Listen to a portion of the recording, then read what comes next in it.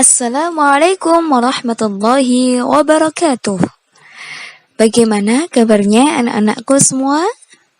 Semoga semuanya selalu sehat dimanapun kalian berada. Oke anak-anak, hari ini kita akan belajar bersama tentang kaidah menulis imla. Apa sih pentingnya kita mempelajari materi ini? Materi ini penting untuk dipelajari agar Ananda semua bisa memahami, bisa mempraktekkan untuk menulis ayat-ayat Al-Quran dengan baik dan benar meskipun tanpa melihat ayat-ayat Al-Quran yang dituliskan. Wah, gimana? Hebat sekali bukan? Oke, next. Kita lanjut ke slide berikutnya.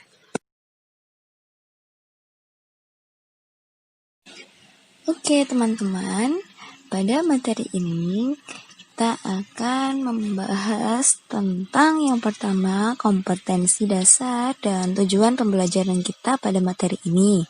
Kemudian yang kedua, pengenalan tentang kaligrafi ataupun khat.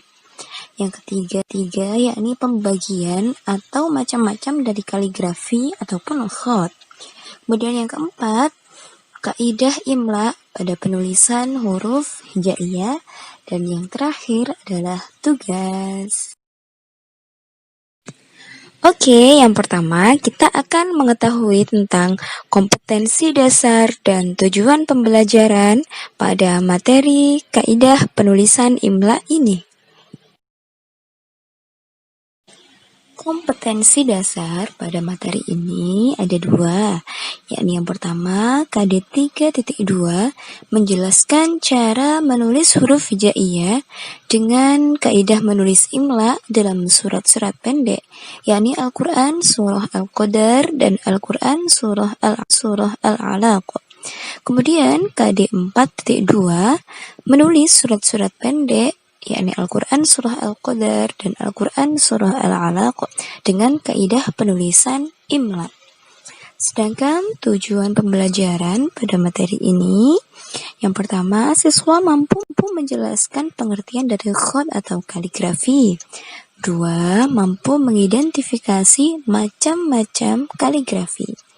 Yang ketiga, siswa mampu mengidentifikasi tokoh-tokoh kaligrafi. Yang keempat, siswa mampu mengidentifikasi huruf hijaiyah yang letaknya di atas garis. Yang kelima, siswa mampu mengidentifikasi huruf hijaiyah yang letaknya di bawah garis. Sedangkan untuk keterampilannya, siswa mampu menuliskan Al-Quran Surah Al-Qadar dan Al-Quran Surah Al-Alaq sesuai dengan kaidah imla. Oke, next kita masuk ke bagian pengenalan kaligrafi ataupun khat. Apa sih khat atau kaligrafi itu? Perlu diketahui ya teman-teman, kaligrafi berasal dari bahasa Latin, yakni kalios yang artinya indah dan graph yang artinya tulisan. Kaligrafi maknanya tulisan yang indah. Sebutan untuk kaligrafi ini dalam bahasa Arab adalah khat. Nah, jadi kaligrafi atau khat ini sama ya teman-teman. Cuman kalau khat ini adalah sebutan kaligrafi dalam bahasa Arab. Gimana, sudah bisa mengerti kan kaligrafi ataupun khat itu?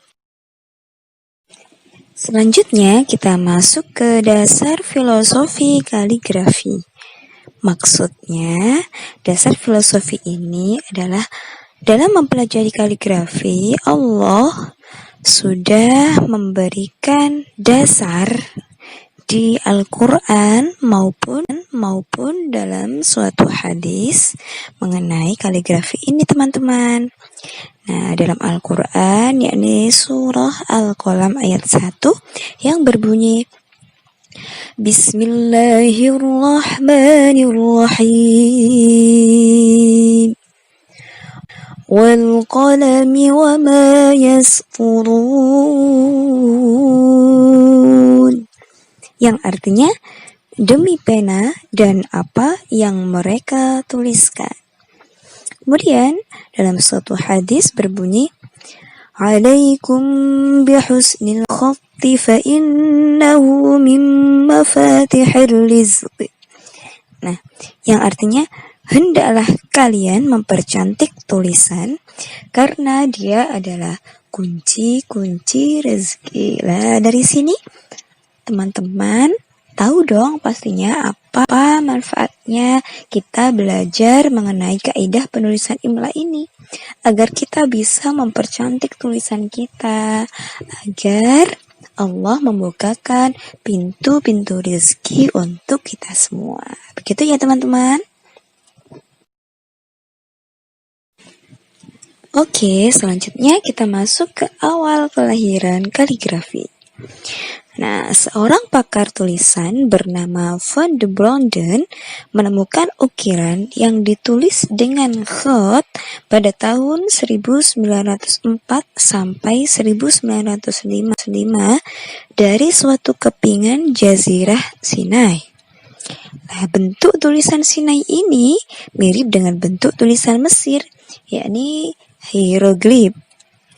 Nah, alfabet Sinai ini mengandung 28 huruf yang di dalamnya juga tercakup huruf Arab yang sekarang ini kita sebut dengan huruf hijaiyah. Nah, bagaimana?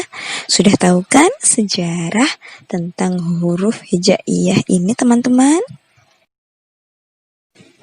Oke, sekarang kita masuk ke pembagian kaligrafi ataupun khat. Teman-teman, simak slide berikutnya ya.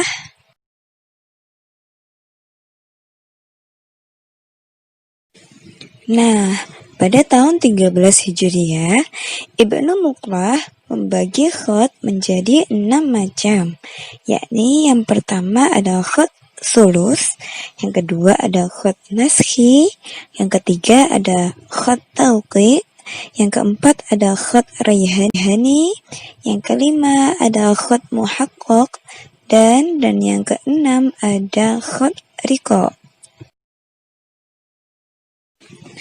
Oke, setelah kita mengetahui tentang pembagian dari khat, alangkah baiknya kita juga harus tahu dong siapa saja tokoh-tokoh dari kaligrafi Islam ini. Yang pertama ada Ibnu Muqlah. Nama lengkapnya yakni Abu Ali Sodar Muhammad bin Al-Hasan bin Muqlah. Lahir tahun 272 Hijriah di Baghdad. Beliau bergelar Imamul Khatib atau panutan kaligrafer dan Nabiul Khat, yang artinya nabinya kaligrafi. Nah, bentuk tulisan khat yang biasa beliau buat, yang pertama yakni taufiyah ataupun tepat, yang kedua itman yang berarti tuntas, yang ketiga isba maknanya padat, dan yang keempat adalah irsal berarti rapi. Wah, pastinya tulisan beliau sangat bagus sekali ya teman-teman. Oke, kemudian kita masuk ke tokoh yang kedua, ada Ibnu Al-Bawwab. Nama lengkap beliau adalah Abu Al-Hasan Ali Alauddin bin Hilal. Beliau menulis Al-Quran dengan cairan tinta emas yang sangat indah, sehingga beliau disebut kalamullah fi ardihi, yang artinya pena Allah di bumi. Masya Allah, pastinya tulisan beliau ini sangatlah indah karena ditulis dengan tinta emas. Oke, lanjut kita masuk ke tokoh kaligrafi yang ketiga, yakni ada Yaqut Al-Musta'simi. Nama lengkap beliau adalah Abdur Amiduddin Yaqut Al-Musta'simi Ibn Abdillah. Beliau merancang metode baru pembuatan kolam bambu dari model sulus, sehingga beliau dijuluki kiblat al-kutub atau kiblatnya para penulis. Kemudian untuk tokoh kaligrafi yang keempat terdapat Hafidz Usman. Beliau adalah seorang penghafal Al-Quran dan penulis kaligrafer. Beliau menulis mushaf Al-Quran dan sejumlah karyanya dihimpun dalam sebuah lukisan matahari. Masya Allah, beliau ini ya sudah penghafal Al-Quran, penulis khat pula. Oke, selanjutnya kita masuk ke kaidah imla dalam penulisan huruf hijaiyah. Dalam penulisan huruf hijaiyah ini perlu diketahui ya teman-teman. Untuk yang pertama, menuliskan huruf hijaiyah adalah berawal dari arah kanan. Kemudian yang kedua, dalam pengelompokan huruf hijaiyah ini ada dua, yakni huruf yang ada di atas garis, yakni ada huruf alif, ba, ta, tha, dal, zal, to, zo, fa, kaf, dan lam. Kemudian ada juga huruf hijaiyah yang melebihi garis atau di bawah garis, yakni ada huruf jim, ha, kha, sin, shin, ro, za, صاد ضاد غين قاف lam mim nun wawu ha dan ya. Nah, dan jangan lupa dalam menyambung huruf hijaiyah bisa dilihat di buku teman-teman, buku paket ya, halaman 47 sampai 53. Seperti itu ya teman-teman. Nah, bagaimana? Sudah paham belum teman-teman mengenai khat itu apa? Pembagian dari khat, kemudian tokoh-tokoh dari khat ataupun kaligrafi yang ternama, kemudian tata cara dalam menulis huruf hijaiyah atau menulis imla. Gimana? Semoga semuanya sudah paham ya. Oleh karena itu, kita sekarang masuk ke step tugas. Oke, untuk tugas dari anandaku semua, silahkan dikerjakan kuis pengetahuan yang sudah Ibu berikan linknya di Google Classroom masing-masing kelas ya. Semangat mengerjakan dan good luck untuk kalian semua. Anak-anakku yang hebat, anak-anakku yang cerdas. Sekian untuk pembelajaran kita hari ini. Semoga berkah dan manfaat untuk kita semua. Amin, amin, ya rabbal alamin. Tetap semangat belajar dari rumah. Jangan lupa jaga kesehatan ya. Akhiran, wassalamualaikum warahmatullahi wabarakatuh.